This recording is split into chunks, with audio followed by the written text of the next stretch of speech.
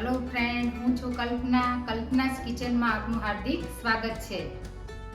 Friends, barfi તો તમે ઘણી બધી ખાધી હશે, પણ એક વખત આ ખીરાની બરી તમે ટ્રાય કરશો તો બરફી પણ ભૂલી જશો ફ્રેન્ડ્સ. તો ચાલો રેસીપી શરૂ કરીએ.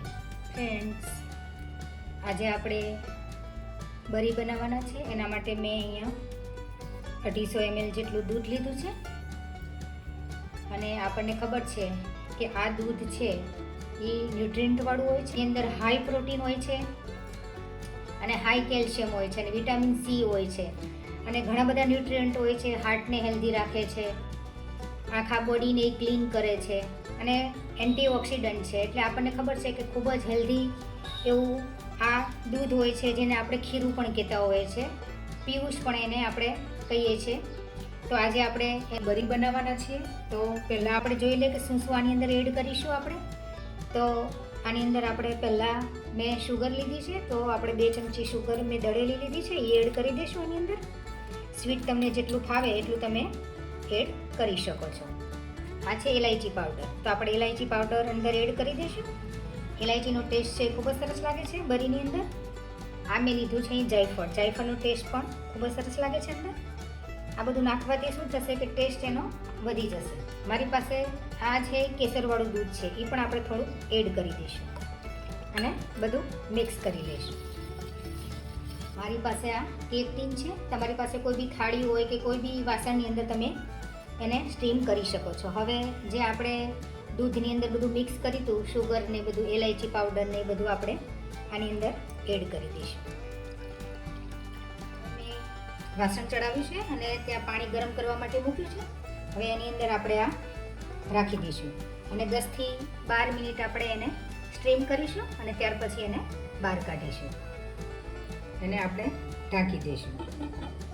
ફ્રેન્ડ્સ, આપણી બરી છે આપણે હવે ચેક કરી લઈએ. આ સ્ટીકની મદદથી આપણે ચેક કરીશું કે થઈ ગયું છે કે કેમ. તો આની અંદર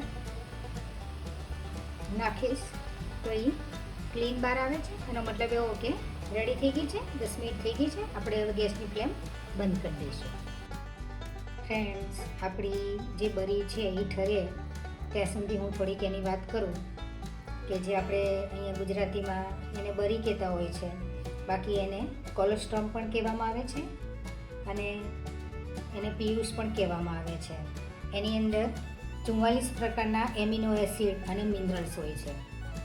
અને આનું જે દૂધ હોય છે જેની અંદર જે કોલેસ્ટ્રોલ હોય છે એ 72 કલાક સુધી રહેતું હોય છે, જે ગામડાની અંદર એને અમૃત કહેવામાં આવે છે. જેવી રીતના માતાના દૂધની અંદર શરૂઆતનું જે પ્રોટીન હોય છે જે બાળક માટે ખૂબ જ ઉપયોગી હોય છે, એવી રીતના વાછરડા માટે બી એટલું જ ઉપયોગી હોય છે અને એને ગામડાના લોકો અમૃત કહેતા હોય છે. પણ આપણે પી નથી શકતા એટલે આવી રીતના એને બરી તરીકે આપણે ઉપયોગ કરતા હોઈએ છીએ અને જે ખૂબ જ હેલ્ધી છે. એની અંદર મેં વાત કરી એમ પ્રોટીન હોય છે અને ખાસ કરીને કેન્સર કે ટ્યુમર કોઈને હોય તો એમાં લડવાની એને ખૂબ જ મદદ કરે છે. એટલે કે જે ગ્રોથ ફેક્ટર હોય એ અટકાવવામાં મદદ કરે છે કેન્સરનો. અને મેટાબોલિઝમ સિસ્ટમને એક્ટિવ કરે છે અને ભૂખ ઓછી લગાડે છે. એટલે જે લોકો ડાયટિંગ કરતા એના માટે ધી બેસ્ટ છે કે આ ખાઈ લે એટલે વધુ એને જરૂર પડતી નથી. અને બધી બીમારીઓને દૂર કરવામાં ખૂબ જ એમ કે આનો ફાળો છે. અને આપણી ઇમ્યુન સિસ્ટમ વધારે છે એટલે આની ટેબ્લેટ પણ બજારની અંદર અવેલેબલ છે આના દૂધની. તો તમે એ પણ લઈ શકો છો. અને જો તમને ગામડામાંથી આવી રીતના દૂધ અવેલેબલ હોય તો તમે આ પણ કરી અને બરી પણ બનાવી શકો છો. ફ્રેન્ડ્સ, બહુ જ હેલ્ધી હોય છે અને મળે તો જરૂર ખાવું જોઈએ બનાવીને. આપણા બોડી માટે ખૂબ જ હેલ્ધી છે. આપણી ગુણકારી એવી બરી છે એ રેડી થઈ ગઈ છે. ફ્રેન્ડ્સ, આપણને તો ફાયદા એના સાંભળીને જ ખાવાનું મન થઈ જાય એવી આપણી છે એ બરી બની છે. તમે જોઈ શકો છો નજીકથી મેં કેસર ને ઇલાયચી બધું નાખ્યું છે, ઉપર દેખાઈ ગયું છે અને ટેસ્ટની અંદર પણ બહુ જ ફાઇન લાગે છે. તો આપણે હવે એના પીસ પાડી દઈશું.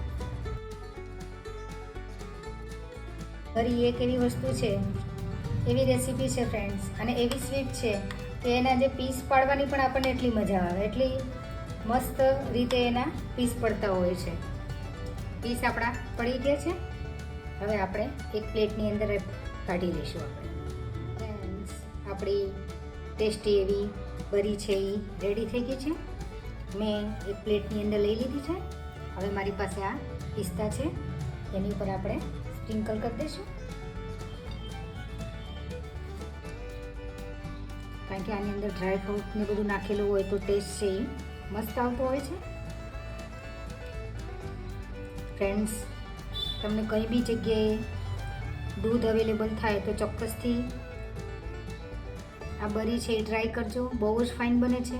આપણને દૂધ છે એ નથી ભાવતું હોતું, પણ બરી છે એટલી ફાઇન બને છે કે તમને એનો ટેસ્ટ છે એ મોઢાની અંદર રહી જશે. અને ફાયદા તો તમને ખબર જ છે, બહુ જ છે.